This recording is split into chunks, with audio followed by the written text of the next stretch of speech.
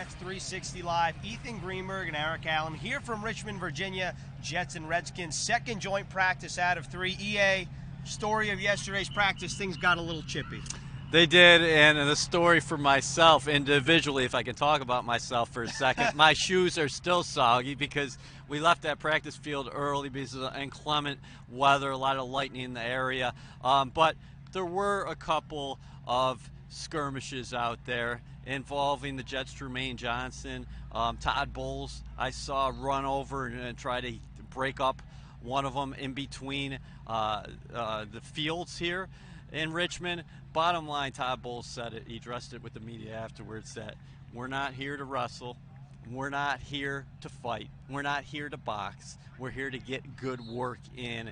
And for the most part, that's what happened yesterday. But Todd was right when he said it after the workout was completed, that the fights are a waste of time. That was my favorite quote yesterday when Coach Bowles said, if you want to be a boxer or a wrestler, you're probably in the wrong sport.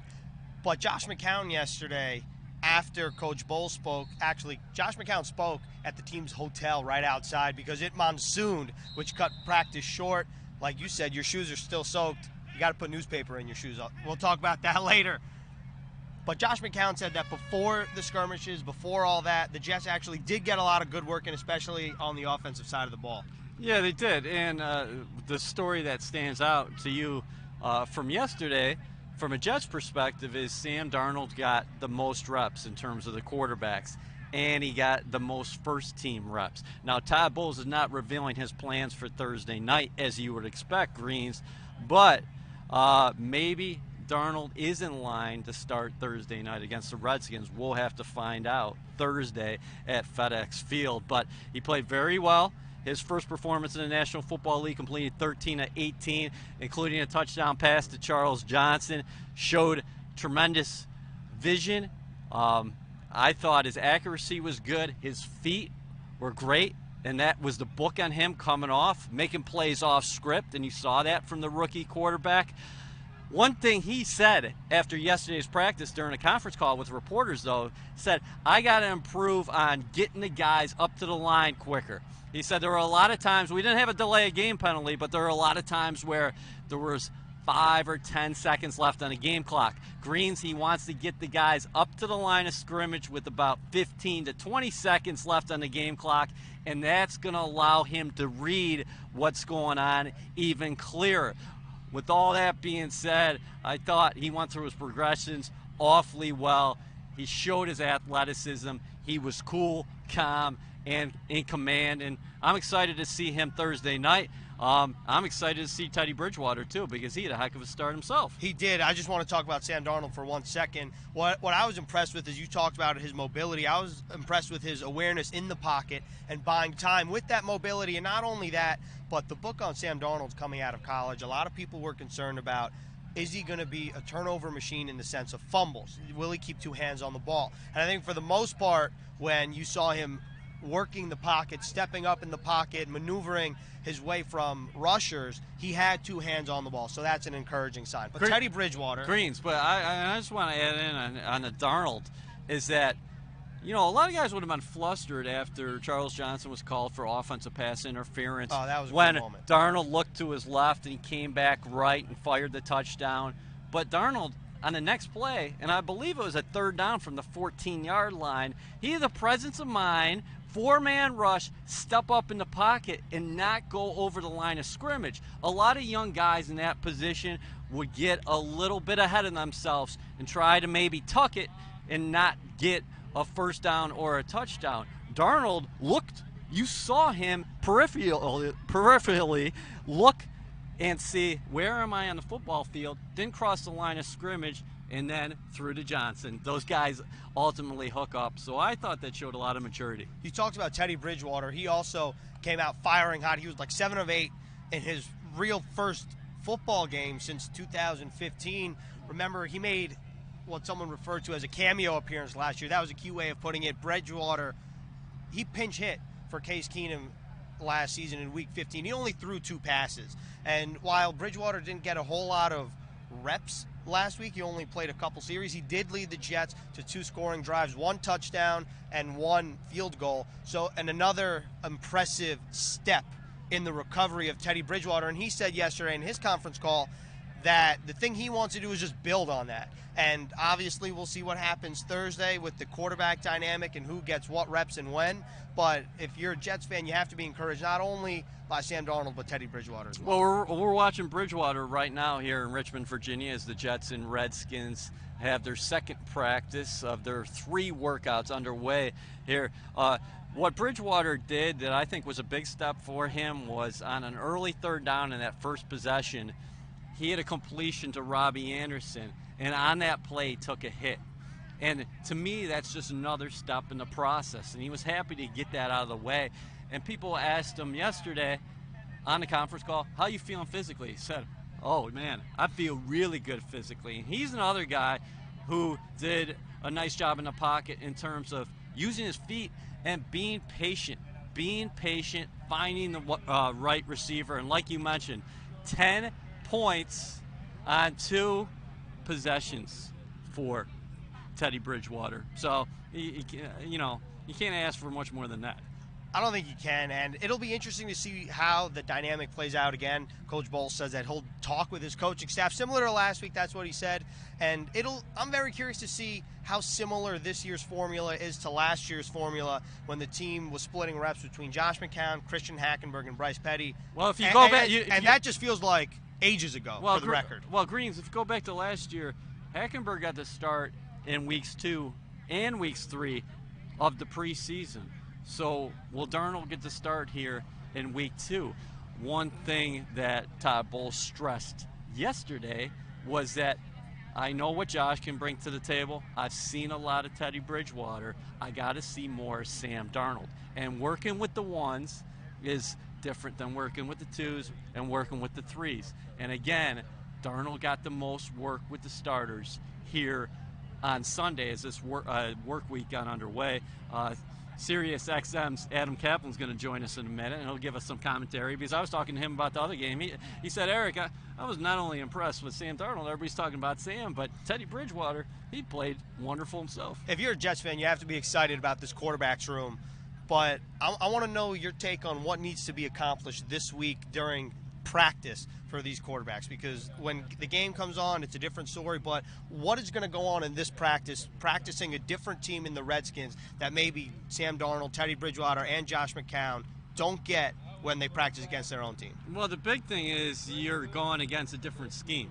So you see the same scheme for a couple weeks. You come down to Washington, you're seeing a whole new defensive system. You're seeing different personnel. So I think you're going to be able to take advantage of those opportunities. For Darnold, who is a rookie, he's never seen another scheme in the National Football League other than going against the Jets for a couple weeks. For McCown, he's seen everything, basically. And Teddy Bridgewater, this is his first extended training camp in a couple years. So that experience is going to be tremendous for him. Again, 25 years old, Teddy Bridgewater, still a young guy in his own right.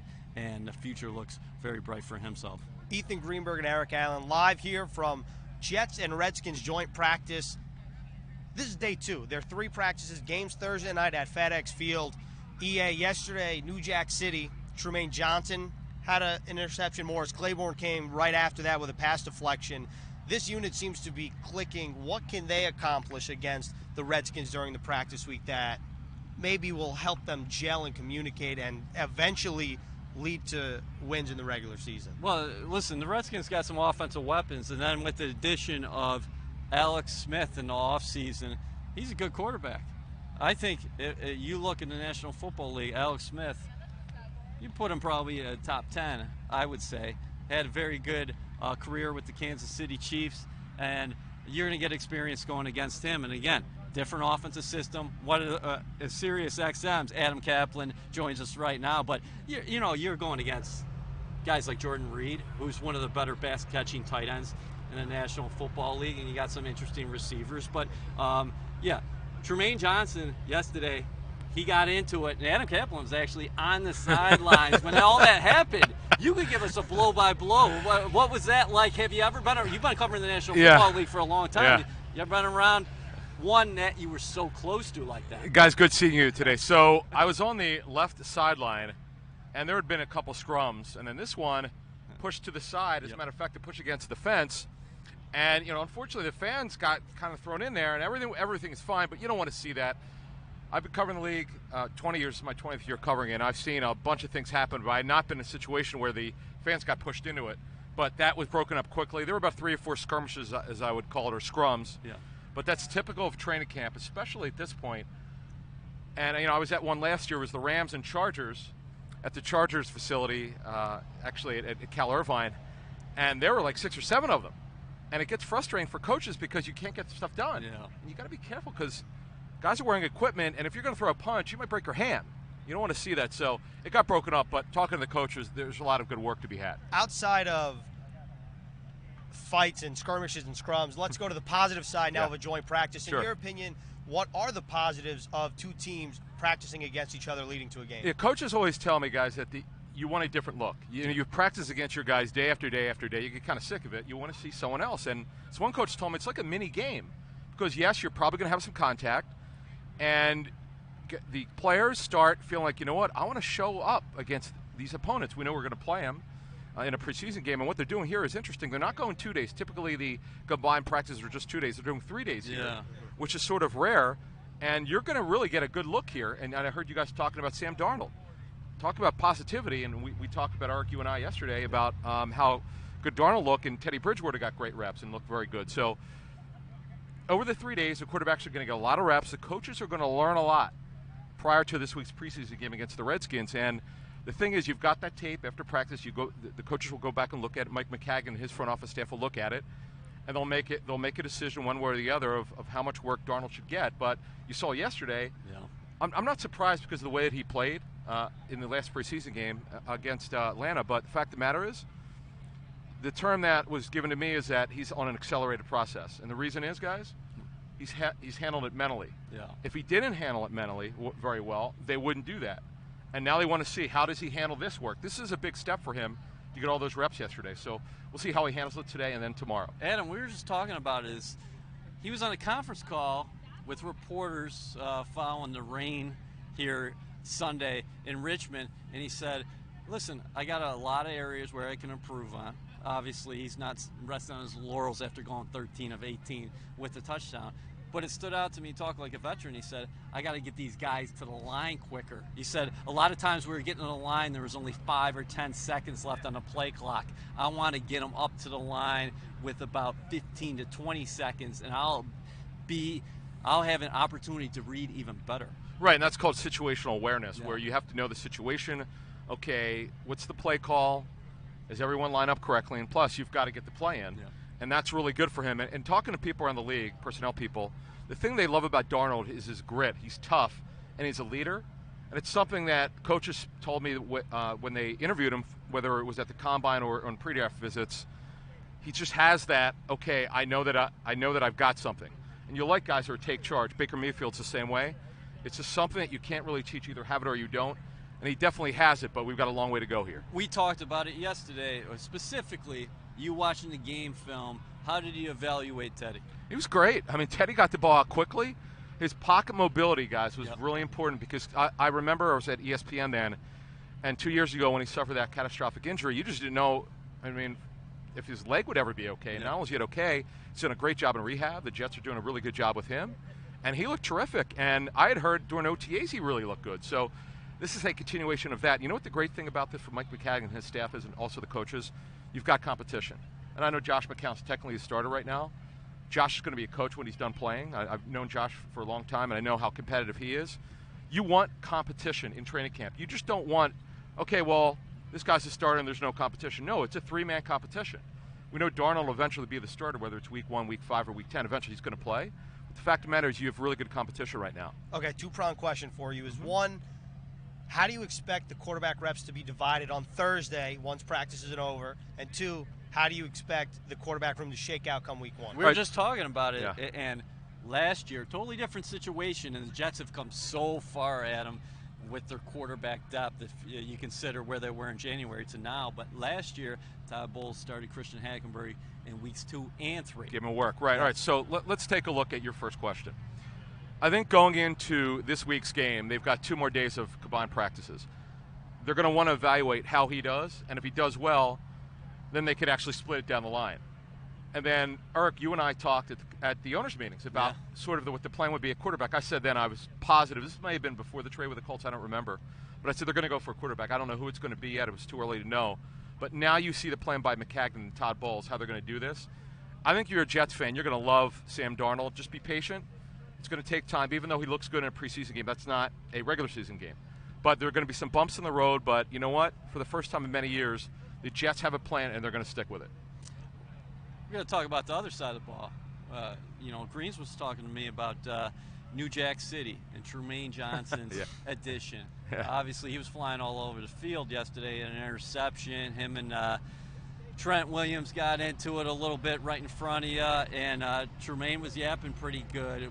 What does he add specifically to this group who took some steps initially in Jamal Adams' first year, in Marcus May's rookie year, and Morris Claiborne's first year with the green and white? Now you add the big ticket addition free agency. What is Trumaine going to add to this group? So, here's the deal. He's a corner with length. He's got some of the longest arms of any corner, and he's got experience. He had that one monster year with interception, so he knows how it has to be done. And the good thing is about the defense that they're running here, while there's some differences, but remember, they're running a 34 here, which, by the way, they ran lately with Wade Phillips with the Rams, so the acclimation process isn't big. So I think he'll provide veteran leadership. This is a guy who's done it before. You're still talking about guys, one of the top players at his position in the National Football League. And this secondary, I'm not saying it's the best. It's clearly one of the best. And the big challenge now is for Todd Bowles and his coaches to get a pass rush.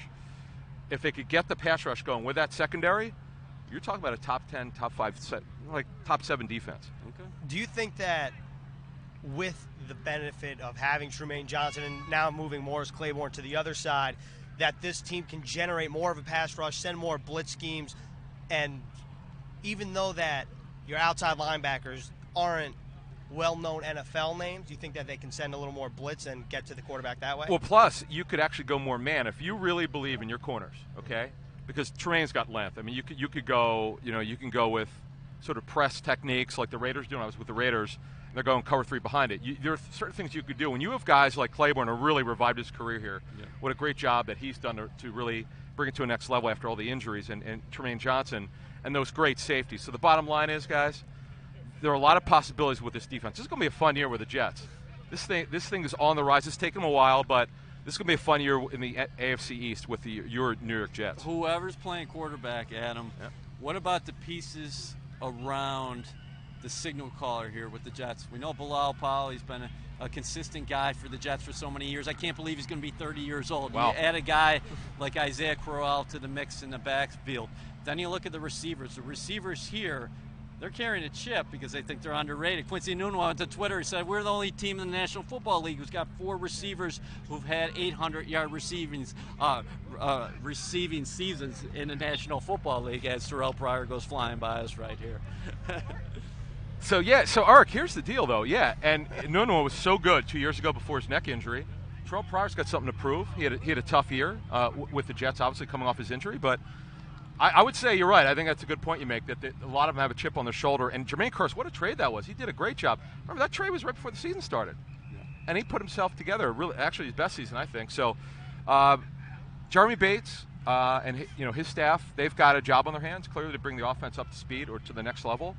And I think Mike McCagnon's done a good job of adding pieces. Tight end is the one where someone's got to emerge here. That's the one position I think is a little shaky. Sticking on the receivers for a minute, if Terrell Pryor plays like he did in 2016, how much of an X factor can he be for this offense? Well, his size, and I've been watching Terrell, whether it was with the Raiders at practice, with the Redskins, or here. He's got something to prove. He knows it. He's on a short-term deal.